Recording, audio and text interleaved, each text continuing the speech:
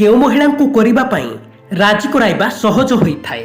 କୌଣସି ବି ମହିଳାଙ୍କୁ ସେହି କାର୍ଯ୍ୟ ପାଇଁ ରାଜି କରାଇବା ସମ୍ପୂର୍ଣ୍ଣ ରୂପେ ପରିସ୍ଥିତି, ଆପଣଙ୍କ ବ୍ୟବହାର ଏବଂ ସେହି ମହିଳାଙ୍କ ବ୍ୟକ୍ତିତ୍ୱ ଉପରେ ନିର୍ଭର କରେ। ବିବାହ ପୂର୍ବରୁ ଯେଉଁ ମହିଳା ଯେତେ ଅଧିକ ସମ୍ପର୍କ ରଖିଥାନ୍ତି, ସେ ନିଜ ବିବାହ ପରେ ସେତିକି ଅଧିକ ଅସୁବିଧାରେ ରହିଥାନ୍ତି, ଯାହା ସେମାନଙ୍କ ସେହି ପରିସ୍ଥିତି ସହ ଚଳିବାରେ ଅସୁବିଧା ଅନୁଭବ କରନ୍ତି। ଆସନ୍ତୁ ଜାଣିବା କେଉଁ ମହିଳାଙ୍କୁ କରିବା ପାଇଁ ରାଜି କରାଇବା ସହଜ ହୋଇଥାଏ।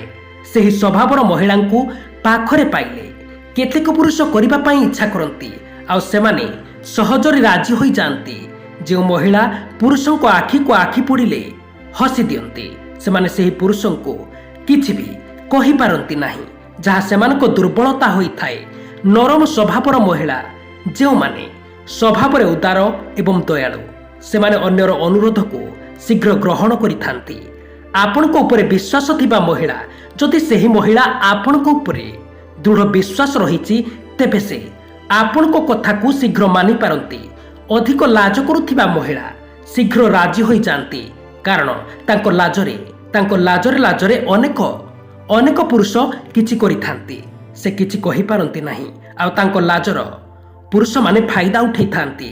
ଯେଉଁ ମହିଳା ଆପଣ ଯାହା କହିଲେ ହସି ଦିଅନ୍ତି, କିଛି କୁହନ୍ତି ନାହିଁ, ସେହି ମହିଳାଙ୍କ ସ୍ୱଭାବ ଦେଖି ଅନେକ ପୁରୁଷ ତାଙ୍କ ଫାଇଦା ଉଠାଇଥାନ୍ତି। ସମାନ ଚିନ୍ତାଧାରା ଥିବା ମହିଳା, ଯଦି ଆପଣଙ୍କ ପ୍ରସ୍ତାବ ସେହି ମହିଳାଙ୍କ ପସନ୍ଦ ବା ଲକ୍ଷ୍ୟ ସହ ମିଳିଯାଏ, ତେବେ ରାଜି କରାଇବା ସହଜ ହୁଏ। ଭଲ ବନ୍ଧୁ, ଜଣେ ଭଲ ବନ୍ଧୁ ସବୁବେଳେ ପରସ୍ପର କଥାକୁ ଗୁରୁତ୍ୱ ଦେଇଥାନ୍ତି। ମନେ ରଖନ୍ତୁ, କୌଣସି ମହିଳାଙ୍କୁ ରାଜି କରାଇବା ସମୟରେ ସମ୍ମାନ ଏବଂ ସଠିକ୍ ଯୋଗାଯୋଗ ସବୁଠାରୁ ଗୁରୁତ୍ୱପୂର୍ଣ୍ଣ ହୋଇଥାଏ।